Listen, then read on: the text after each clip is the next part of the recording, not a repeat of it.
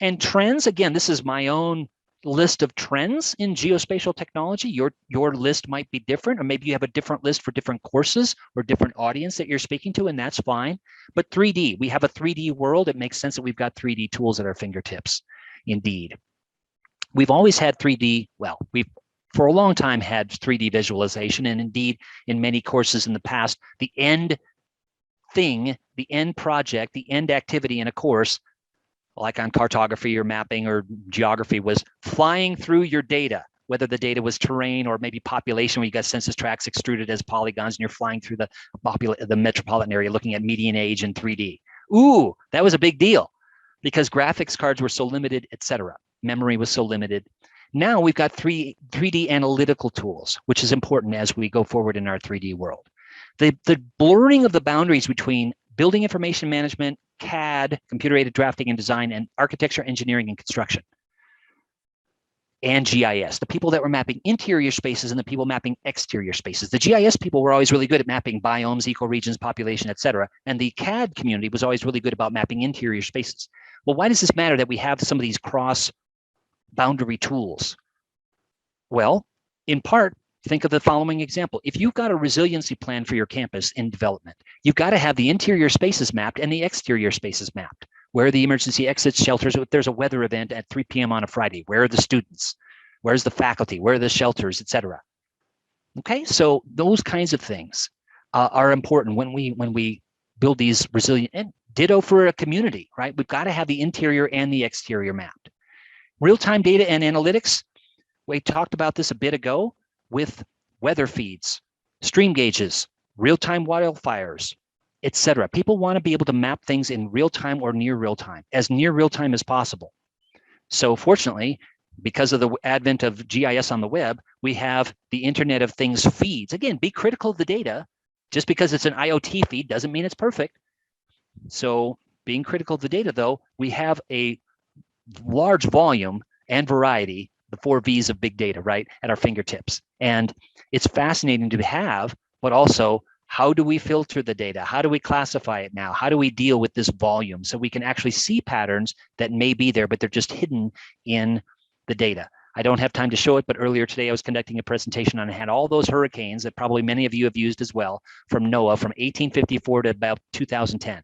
It's every hurricane from the North Atlantic tracked in that data set. It looks like the noodles that you get at certain Asian restaurants where it's like white noodles and they're all crunchy and they're like stuck. It looks like that. It looks like a mass of hurricane tracks is what it looks like, those noodles. And there's so many hurricanes, it's hard to pick out patterns. You can basically see the arc of them as they go from, across the Atlantic and then kind of swing up in that right-hand turn that they take in North America. But how do you filter the data? How do you say, oh, I just want the category 5s, or I just want the ones that happen in August, or you fill in the blank. I just want the ones that crossed within 100 kilometers of Jacksonville. Well, I'm going to Jackson, gonna make me a map. So the point is, Internet of Things, real-time data and analytics, very important with GIS going forward in the 2020s and beyond. WebGIS. GIS is no longer just, hey, if you need some maps or some spatial data and you're at let's say you're at the city of Austin, okay? You go down the hall and go talk to those people. They're a little geeky and nerdy. They eat out of vending machines. They're nice people, though. Go talk to them. That's kind of how it was. I mean, I'm exaggerating a little bit, but now in an organization, most people are empowered with using just a little bit of GIS. So think of the cost savings and the improvements in efficiency for a municipality if everybody's using a sort of common database, the public works, the parks and rec people, the trails people, the public health people, et cetera, in a community. So GIS is increasingly being valued in an organization like a city government or a county government or a nonprofit or a private industry as valuable and valued asset throughout the organization. So we're not just going to empower a few people to know GIS, we're going to empower many people. Sure, a few people in an organization need to know a lot about GIS, the geodesy behind it, the surveying behind it, building the geodatabases, nothing against that. But more and more people knowing a little bit about this is very empowering for an organization. Artificial intelligence and machine learning. Lots of connections, again, showing that GIS is increasingly not a niche sort of technology, but it's increasingly part of the main flow of IT trends. And this is transforming not just GIS, but the tasks that people do in a GIS. So no longer in the future, in fact, I would argue even at the present, people collecting every fire hydrant, every parcel, every water line in their community. That was kind of the mainstay of a lot of GIS technician jobs for years. And now with one video, for one afternoon, I've got it on my truck and I go down every single street in my community. I've captured every single, when I bring it into my algorithm, I've captured now in one afternoon, every single light pole, every single fire hydrant. So now the task is, how do I manage that data now that it's automatically collected in with these techniques that we've got at our fingertips? Here are 5 skills that I think are important in your journey. Again, this is my own opinion, but asking good questions is the most important. That's why I have such respect for you educators out there.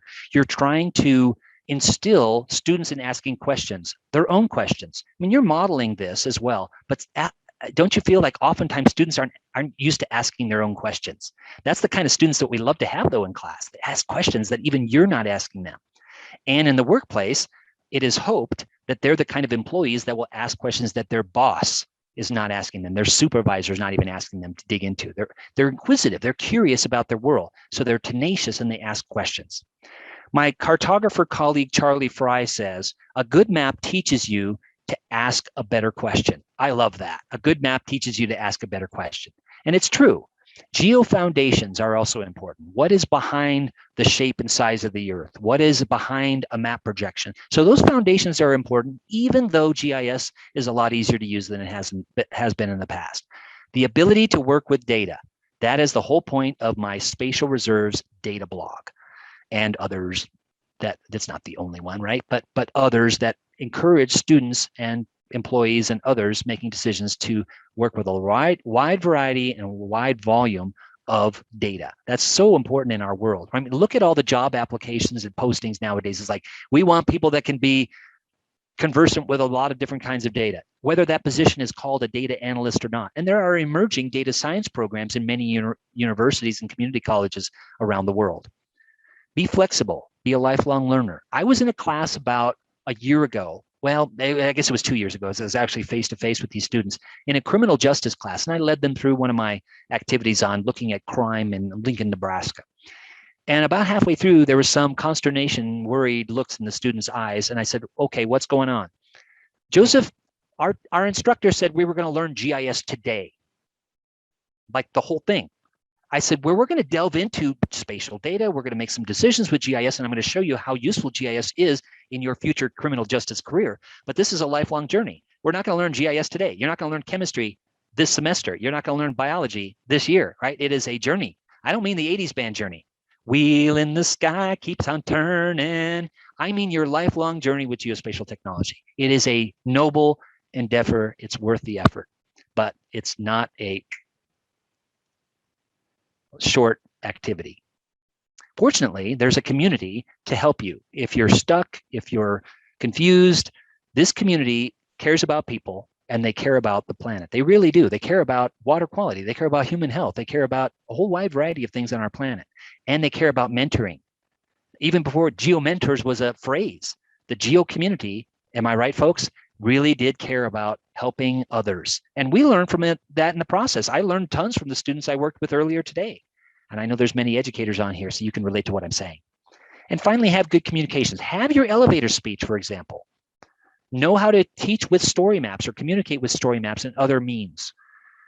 Why do I say have your elevator speech down? Well, because there's still this sort of opinion in many organizations. Hey, I've got Google Maps on my phone. Why do I need a geotechnology professional? So it's your opportunity to say, okay, this is what geotechnologies and spatial analysis bring to your organization. It helps you be more efficient, more resilient, more sustainable, saves money, et cetera. Meets your customer or clients or patrons or whoever your audience is goals. So you're still going to need your elevator speech, your 30-second speech, your 1-minute speech, or hey, you got to go down the hall and justify your position for the next year, your 5-minute speech, or you need to give a workshop that lasts an hour for X audience, your hour workshop. Have that ready to go. I have on my Our Earth video channel, this sounds a little bit geeky, I realize, I have actual videos of me in actual elevators. makes you probably not want to be with me in an elevator, because sometimes I'll just break out, my video equipment. Oh, okay, well, let's talk about why this actually matters. So I actually have examples, but more importantly, you got to have it phrased with your own way of speaking and your own messages. And also, folks, in sort of wrapping up, steaming to the close of this, don't be dismayed by the challenges in our world.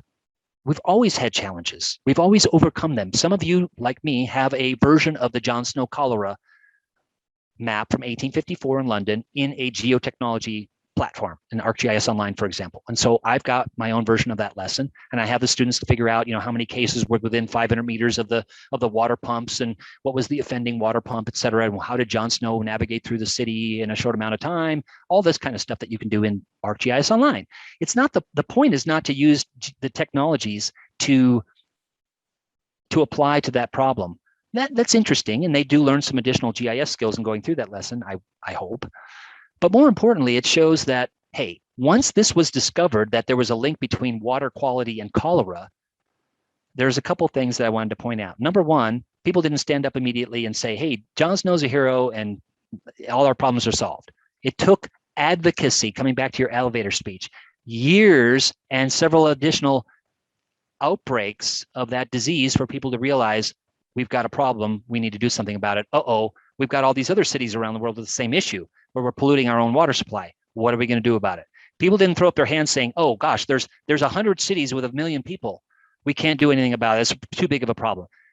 I realize that SDG, coming back to the UN SDGs, water quality is a huge issue still around the world, right? There's still, sadly, a lot of the population that doesn't have access to safe and available drinking water. So we haven't really solved that completely, but for many people we have. And the point I'm bringing out here is that, yes, we do have some very serious problems on our planet. However, you all are making a positive difference. We've got good people like you all y'all, ustedes, vous, tú. We've got good data. We've got some good models.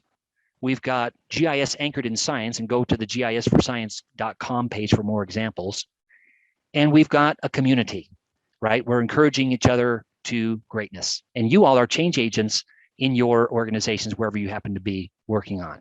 Yes, Dorothy Drummond is one of my geo inspirations here. And some of these people have sadly passed away, and I'm really thankful that I actually was able to interview them for this column. So the point is, be encouraged. We do have a positive way forward with the techniques and the people and the data and the models.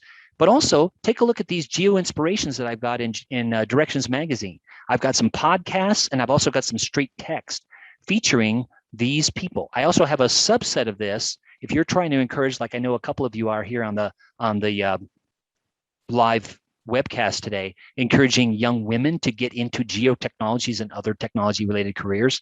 So I've got a whole wide variety of people from all over the world in this column. Okay, so be encouraged by things like this. Take a spin through there. Invite your students. Hey, what's one person that really inspired you from this list, and why? And give a short presentation in class. There's lots of things you can do with this. All right, so some key messages here.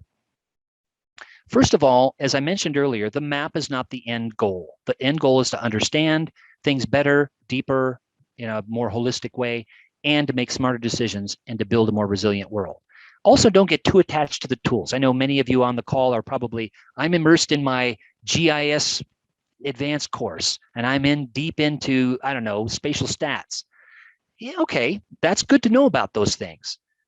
But remember, there's a higher, more noble goal, and that is you're nurturing and you're fostering spatial thinking in your own mind, and that's going to make you a better decision maker no matter what career you happen to go into. The most important tool, remember, is your brain. The hardware will change. The software will change. Hey, this is an actual piece of hardware that I took a picture of in an actual high school in Colorado. It is now a doorstop. At one point, it was someone's valued computer or part of their computer architecture, right? It's an old Mac. And now it's a doorstop. Probably most of the things that you have near and dear hardware-wise are too light to be a doorstop. They're probably going to be a paperweight. But the point is, at some point, they will be a paperweight. And what endures? Wise decision-making, spatial thinking, critical thinking, problem solving. Okay. Now, GIS Day. So good to me. GIS Day, it was all I hoped it would be. Oh, GIS Day. Oh, that's a good one. How about this?